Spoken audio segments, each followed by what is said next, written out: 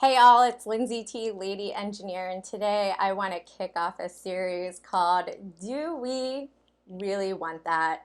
AKA, Do We Really Need That? My entire career since I started studying engineering in 2001, I've been surrounded by tinkers and idea people, innovators who are trying to figure out what else they can get technology to do. And sometimes those ideas are questionable. Let me give you an example. 4 years ago, I was walking the streets of Philadelphia with a friend of mine that was studying computer science for his master's degree at University of Pennsylvania. Now, he told me about a friend of his who worked for a book publishing company, and that friend was hacking away trying to figure out and write and develop an artificial intelligence slash machine learning algorithm that could write books and novels as well as human beings. This is alarming to me and concerning. First and foremost, I know that if a publishing company can develop a robot or piece of technology that can develop their product as good as humans can, they will 100% take that opportunity to lay off people, stop paying people to be authors, and use a machine instead. I mean, that is our capitalist market, that is the stock market. Can we reduce expenses while increasing our revenue? So first and foremost, what happens when a company starts using robots instead of people to write books? I mean, I'd imagine the first generation of technology wouldn't be that good. And most of us growing up reading human written books would probably be able to discern a book that was written by a robot and a book that was written by a human. But over the generations, I think our brains would start to become numb to being able to make that same distinction.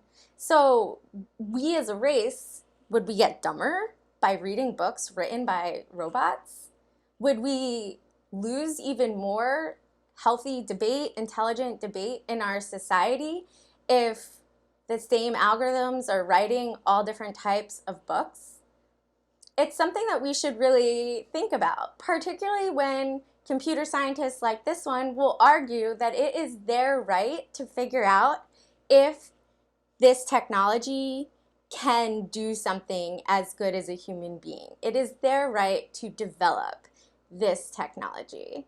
It is also my right to question whether we should be developing it, to be skeptical about it, and to also think of maybe some positive applications in where it could help.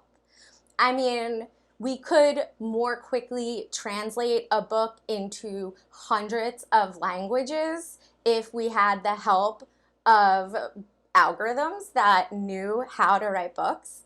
We could also kind of collate a lot of disparate scientific papers in multiple different languages so that we could look at a body of research in one place. That could take a human analyst like months just to collect. We could also use these algorithms maybe as part of the preparatory work before an author begins. So if you're someone like Seth Godin, who has over 2 decades worth of content, can you load all your content into this machine learning algorithm and it will put together a first draft, and maybe it'll put together several different potential outlines so that you can start to decide strategically which way to take the book. So again, this is just the first in a series of conversations I want to have about, do we really want that? We're at a pivotal point where machines are using us already, and we need to decide, do we want to use them or are they going to use us? So I'm going to discuss some different technologies in the following and follow-on videos, and I hope you enjoy this discussion. Participate in the comments, like this video, and subscribe so you don't miss the next ones.